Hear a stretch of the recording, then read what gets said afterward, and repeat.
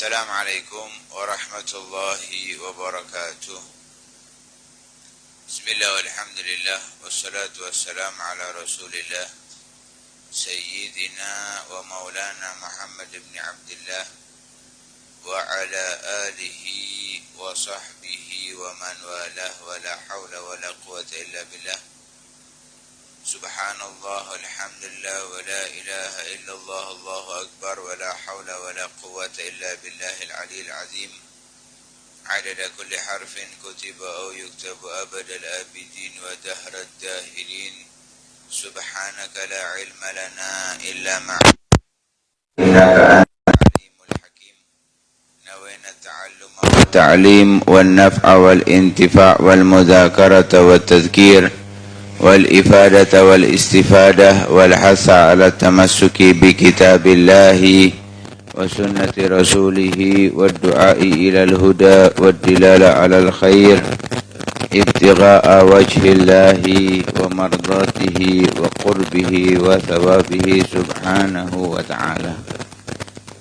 قال المصنف رحمه الله ونفعنا به وبعلومه وعلومكم وعلوم سائر الصالحين آمين في كتابه رسالة المذاكرة إلى أن قال وبعد فمن الحسن أن نختم هذه النبذة بشيء مما ورد في ذم الدنيا وذم مؤثرها وينبغي أن نصدر ذلك بقاعدة يعول عليها ويرجع إليها فنقول وبالله التوفيق الدنيا على ثلاث طبقات فدنيا فيها الثواب وأخرى فيها الحساب وثالثة فيها العذاب فأما التي فيها الثواب فهي التي تصل بواسطتها إلى الخير وتنجو بواسطتها من الشر وهي مطية المؤمن ومزرعة الآخرة وهي الكفاف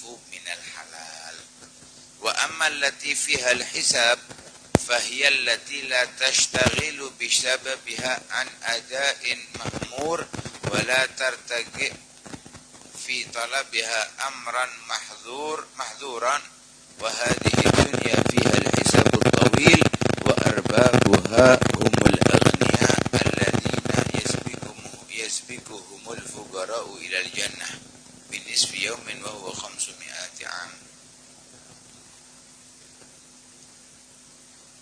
وأما التي فيها العذاب فهي التي تقطع عن أداء المأمورات وتوقع في ارتكاب المحظورات وهي صاحبها إلى النار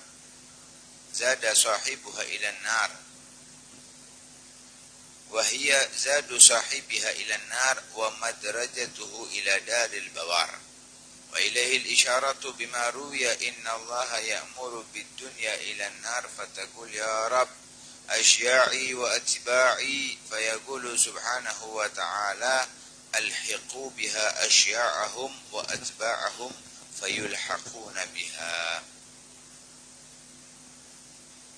Setelah kemarin kita disebutkan tentang hubbud dunia, cinta dunia yang merupakan pangkal dari segala macam kesalahan, pangkal dari segala macam musibah, sehingga sudah semestinya bagi kita untuk tidak mencintai dunia, untuk menghindar dari dunia, untuk meninggalkan dunia. Jangan sampai kita beribadah kepada Allah namun hati kita mengejar dunia. Ketika hati kita lebih menyenangi dunia, hubbul akhirah, cinta terhadap akhirat akan dicabut dari hati kita sehingga kita menjadi orang yang jauh dari rahmatnya Allah subhanahu wa ta'ala. Dan jangan pula kita jadikan dunia itu seakan-akan kita akan kekal abadi di dalamnya. Padahal kita semua yakin bahwa kita ini di dunia hanya sekedar lewat, melalui, tidak akan berlama-lama di dalamnya. dan tempat yang abadi kita adalah di akhirat. Maka alangkah ruginya seseorang yang lebih mengejar-ngejar dunia meninggalkan akhiratnya. Nah, di pertemuan kali ini kita akan mengawali daripada penutupan kitab Risalatul Mudzakarah. Nah, di antara yang terbaik kita tutup kitab ini dengan kata Imam Abdullah bin Haddad, dengan apa yang telah datang riwayat di dalam mencela dunia dan mencela orang yang mengutamakan dunia atas akhirat.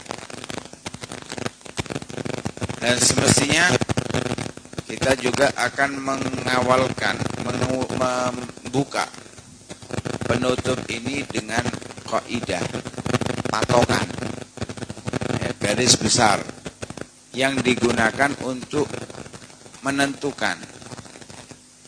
Jadi ini pondasinya. Kalau dikembalikan ke sini, cocok nggak? Kalau cocok, berarti apakah ini harus dihindari atau dilakukan? Semua itu tergambar dalam kaidah ini.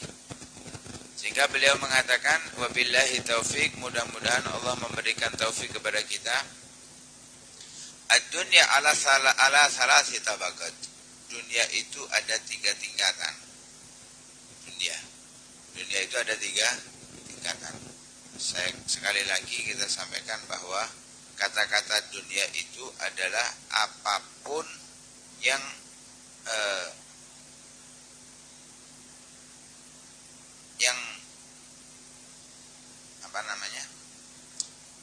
bisa mengantarkan kita kepada kebaikan atau kepada keburukan. Mau itu harta, mau itu tahta, jabatan, itu semuanya dunia.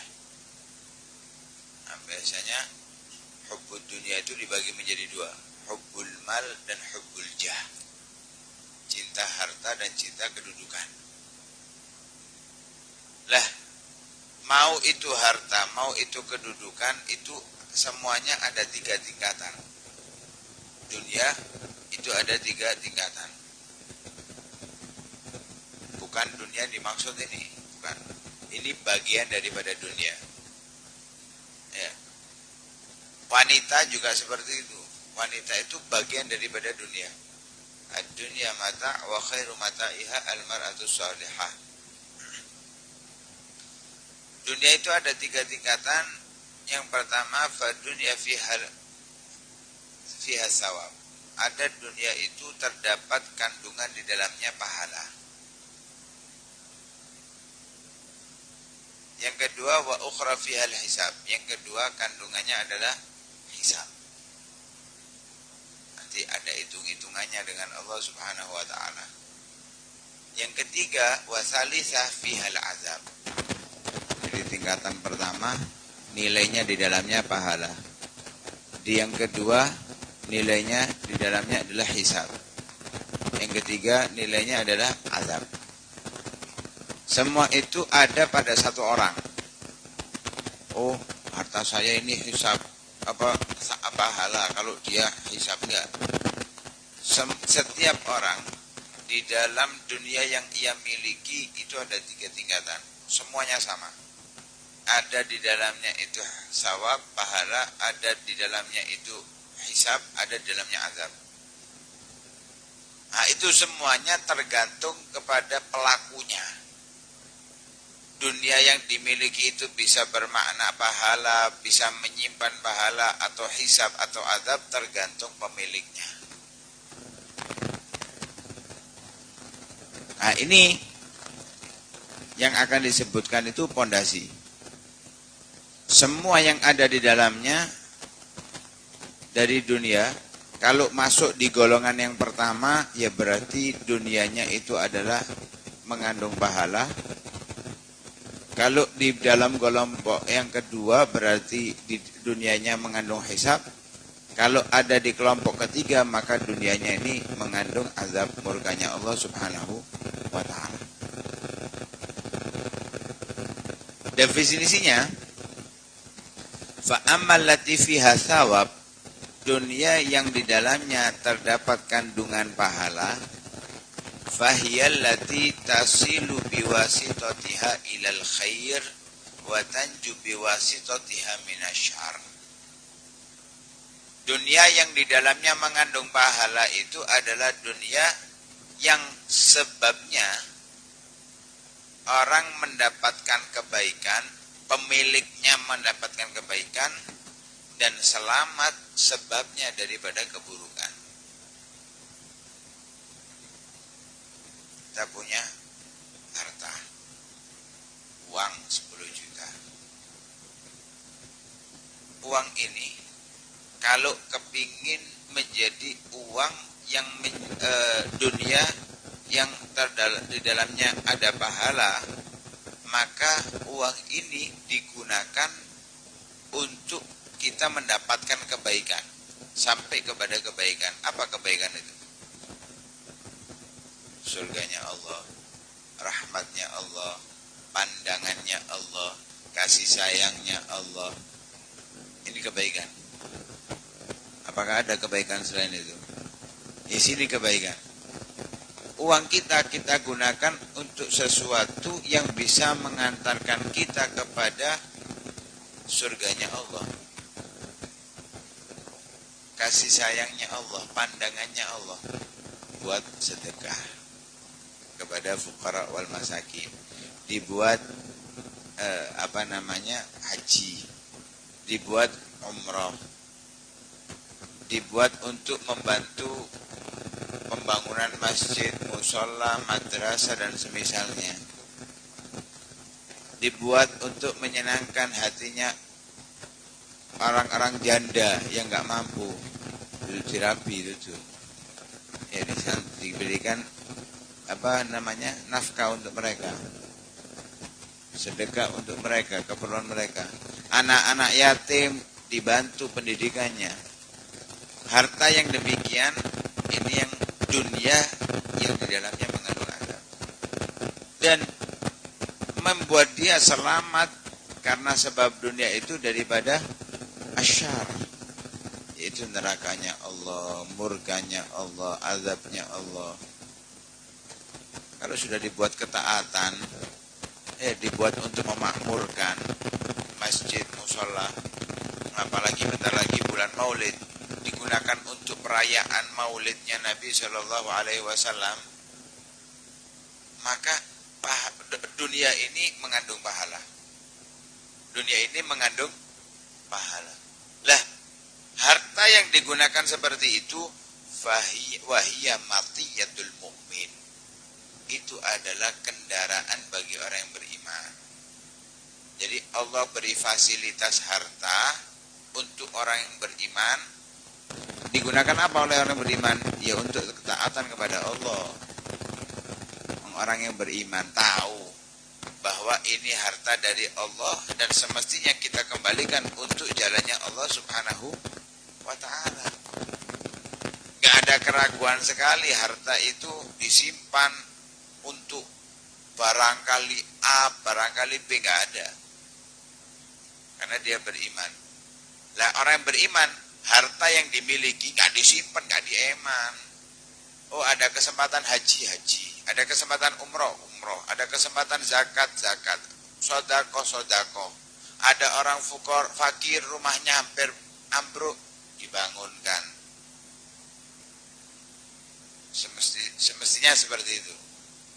Ini orang yang beriman. Nah kalau kita punya harta kok sih mikir-mikir kata-kata sih ngeman-ngeman, nah ini kita masih lemah iman. Lah berarti kalau kita lemah iman, uang yang kita miliki ini nggak ada pahalanya. Bahaya ini. Bahaya.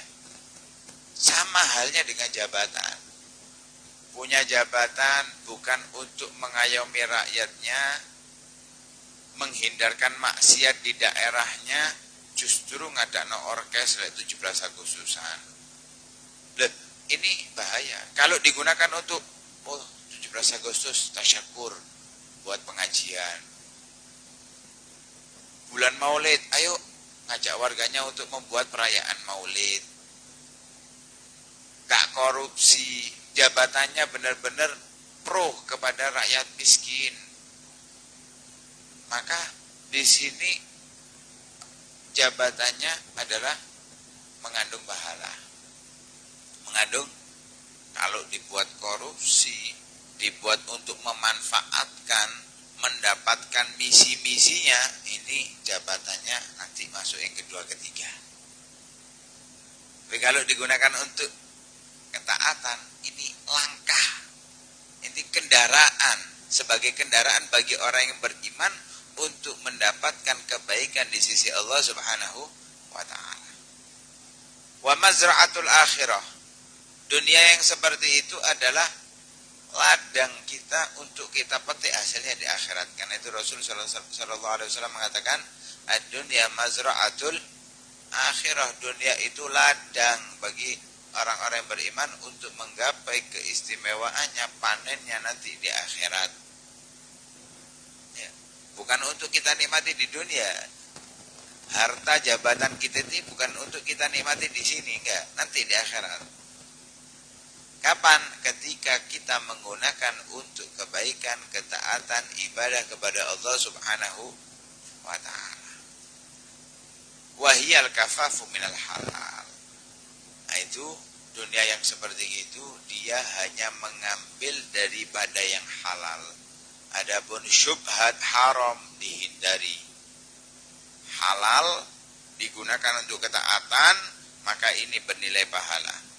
Haram digunakan untuk ketaatan, nggak ada pahalanya. Haram digunakan untuk ketaatan, buat bangun masjid, buat nyumbang fuqara wal masakin, nggak dapat apa-apa kita. Halal digunakan maksiat, masuk nanti yang ketiga. Jadi harus halal digunakan untuk ketaatan kepada Allah Subhanahu wa ta'ala. Ini dunia yang di dalamnya pahala. Loh, jabatan yang haram itu yang gimana? Ya si nyogok. Mendapatkan jabatan, pangkat, tapi karena suap. Nah ini jabatan yang haram. Ya, jabatan yang haram. Digunakan untuk ketaatan. Masya Allah. Fuqara wal masakin dijamin. Masjid butuh direnovasi, dimudahkan, tetap dia nggak dapat apa-apa, nggak dapat keutamaan sama sekali. Kenapa? Jabatannya dari yang haram. Jabatannya halal digunakan untuk kebaikan, ketaatan, maka di situ di dalamnya mendapatkan pahala. Karena itu di antara keistimewaannya kalau ada pemimpin, itu kalau adil, dia menjadi pemimpinnya dengan benar kemudian adil, itu ibadahnya satu sholat lebih baik daripada 60 tahun sholatnya orang yang biasa. Dan termasuk orang-orang yang akan diberikan naungan oleh Allah saat di hari kiamat tidak ada naungan kecuali naungan Allah Subhanahu wa ta'ala. Karena itu berat. Itu yang pertama. Yang kedua, dunia yang terkandung di dalamnya hisab. Apa hisab itu? Hisab itu nanti dipertanggungjawabkan di hadapan Allah. Ditanyai satu persatu. Per rupiah akan ditanyakan oleh Allah Subhanahu wa ta'ala. Apa dunia yang di dalamnya akan dihisab oleh Allah? Itu allati la tushtaghalu bisababiha an ada'in ma'mur. Dunia yang tidak membuat pemiliknya lupa mengerjakan perintah. Jadi dia punya dunia, tapi nggak membuat dunianya ini nggak membuat dia lupa dari Allah. Tetap dia kewajibannya dilakukan, sholatnya, mencari ilmunya, tetap nggak berubah, walaupun tambah kaya. Wala tartakib fi talabiha amran mahdzuran. Saat mencarinya, mendapatkannya, tidak melakukan hal-hal yang dilarang oleh Allah Subhanahu wa ta'ala. Enggak suap, ya, enggak gawe ijazah palsu, enggak.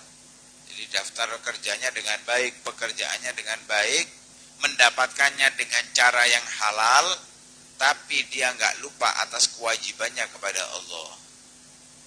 Ya, kita kerja, waktunya sholat, ojo musolai adzane sampai gawe rekaman. Apa? bingung di pasar kabeh. Dikene-ngene kan. Nggih rekaman adzan zuhur asar ya. Kok ero wae. Masih masang ngomong nang aku soalnya. Jangan sampai melupakan daripada ibadah. Hartanya nggak membuat dia lupa dari ibadah. Waktunya sholat, waktunya ngaji ya ngaji, waktunya taklim ya taklim, kerja dia kerja. Kalau sudah seperti itu, nah nanti ini dunia yang seperti ini hisabnya panjang. Ditanyai oleh Allah satu persatu. Nah, nanti semuanya itu manusia akan dihisab. Yang dihisab yang mana? Ya yang dunia model kayak gini. Jadi hidupnya dia punya kehidupan digunakan untuk kerja, pulang, waktunya sholat, waktunya saya tulis nganggur, kerja seperti itu lagi, kerja seperti itu. Kebaikannya nggak ada, sedekahnya nggak ada, kewajiban dilakukan, tapi kebaikan nggak ada. Wis, maka ini akan dihisab. Jika itu rokok, kontuku pirang batang, ya. Kemudian tuku panganan dok, kembat dok kae, nang kono nang warung, tuku es iki, itu dihisab semua oleh Allah. Ya. Gak dihisab mek takoni dok kon gaya apa kon tuku iku? Kepingin, wis ngono dok enggak. Kenapa enggak kamu sedekahkan? Padahal tetangga kamu ada yang seperti ini, kerabat kamu ada yang seperti ini. Oh, panjang. Orang-orang yang memiliki harta ini yaitu orang-orang kaya yang dimaksud di dalam hadisnya Nabi disalep oleh orang-orang fakir dengan setengah hari. Jadi orang fakir ini sudah setengah hari masuk surga, isi kasep, masih ditanyai oleh Allah Subhanahu wa taala setengah hari, yaitu 500 tahun. Setengah harinya 500 tahun. Jadi orang fakir itu sudah menikmati surga 500 tahun. Orang-orang kayanya baru melbu. Pas melbu, enak surga, kasep isi anakku. Di dunia orang yang kaya merasakan nikmatnya hotel duluan. Orang fakir gak bisa merasakan hotel walaupun bintang 5 tetap gak enak. Di surga enak, minimal. Kita walaupun di bintang 5 lek turu ijen. Ya. Lek turu ijen di surga minimal 72 bidadari. Enak kan? Nah, ini sudah didahului orang-orang fakir, mereka sudah merasakan nikmatnya. Orang kaya baru masuk setelah 500 tahun. Jarak yang sangat lama. Itu yang kedua. Yang ketiga, dunia yang di dalamnya mengandung azab. Jadi kalau yang kedua ini kewajiban dijalankan, tapi tidak digunakan untuk menambah ketaatan enggak. Wis pokoknya wajib dilakoni. Ini hisab. Kalau yang ketiga enggak. Ini dunia allati taqta'u an ada ilma'murat. Karena mengejar dunia untuk mendapatkan dunia sampai meninggalkan kewajiban. Sampai meninggalkan sholat. Ya, waktu pandemi kemarin sampai meninggalkan Jumatan. Apa? Yo, buka oleh karo pabrik metu. Untuk apa kamu kerja? Untuk mengejar dunia. Buat nafkah. Kalau untuk nyari nafkah nggak harus kerja di pabrik. Kamu meninggalkan Jumatan, ini kewajiban dari Allah Subhanahu wa taala. Untuk apa? Untuk uang. Hati-hati. Wa tuqi' fi irtikabil mahdurat. Atau ketika sudah mendapatkan atau saat mendapatkannya dengan cara yang diharamkan oleh Allah Subhanahu wa taala. Ketika sudah mendapatkan digunakan untuk maksiat. Minum-minuman khamr, digunakan untuk judi, untuk narkotika dan semisalnya. Maka dunia yang seperti itu bekal untuk pemiliknya menuju neraka Allah Subhanahu wa taala. Bukan hanya sekedar hisab, tapi mengantarkan pemiliknya menuju neraka Allah Subhanahu wa taala, dan semakin tempatnya di neraka Allah Subhanahu wa taala yang tempat penuh kehinaan, penuh azabnya Allah Subhanahu wa taala. Jadi dunianya bukan untuk ketaatan, bukan digunakan untuk menjalankan kewajiban, justru digunakan untuk maksiat. Cara mendapatkannya pun dengan maksiat. Setelah mendapatkannya digunakan untuk hal-hal yang tidak diridhai oleh Allah Subhanahu wa taala. Ini bukan lagi mendapatkan hisab. Hisabnya pasti dihisab oleh Allah.